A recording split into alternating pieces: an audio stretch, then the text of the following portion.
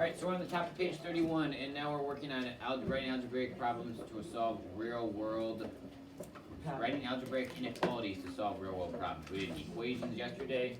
We're doing inequalities today.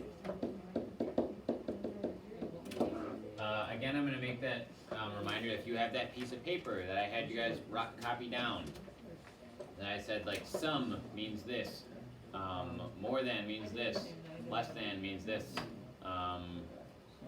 amount means equal, had all of those different things on it. Make sure you're going back and referencing that during this, because this is where using that's going to pay off.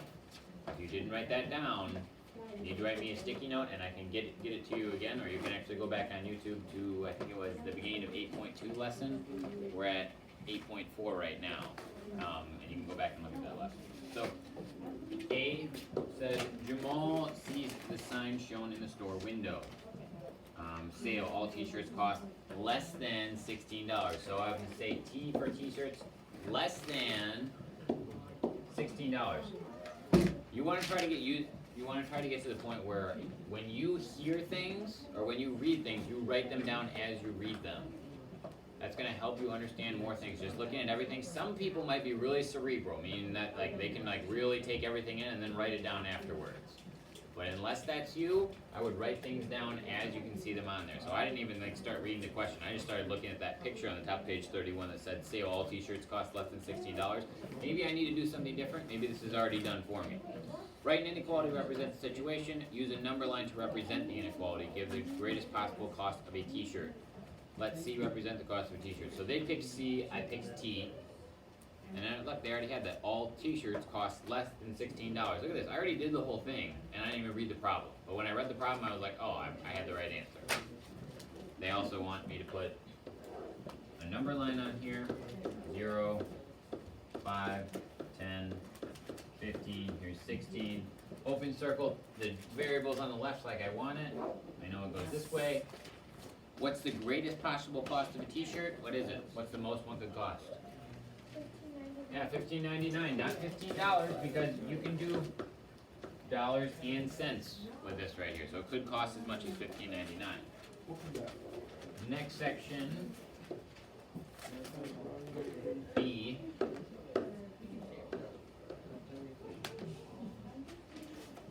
So if you look on B, a ski club is organizing, can I help you? A ski club is organizing a trip. At least 20 club members have to sign up to cover the cost of the bus. At least 20. Look back to that sheet of paper. What is at least? I'm going to say C for club members. At least. Look back to that sheet of paper in your notes. You should all have it in your notes. What does at least mean? Yes? No, greater than or equal to. Greater than or equal to. So at least 20 club members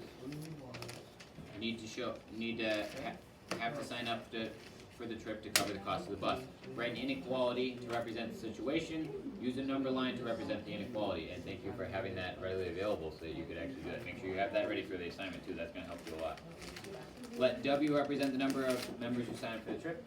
They chose W. If the problem tells you to say a certain variable, then you go ahead and use it. C is just the first one that popped in mind to me. If this was how I was actually doing the problem, it'd be like, okay, well that's a really easy fix.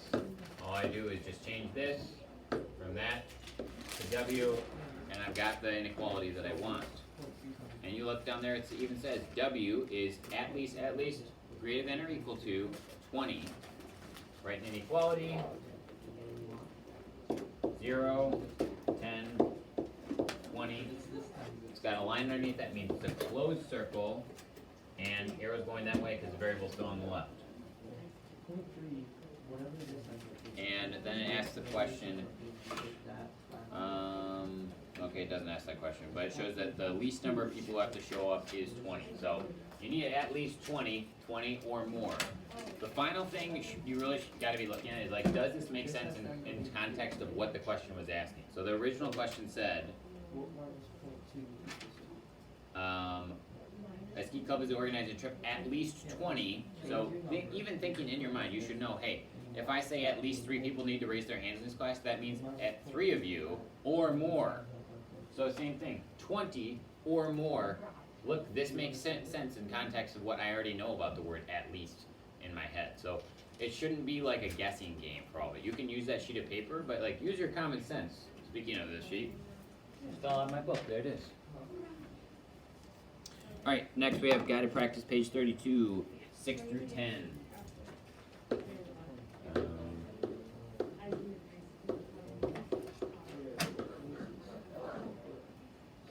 After that, you can start on your assignment.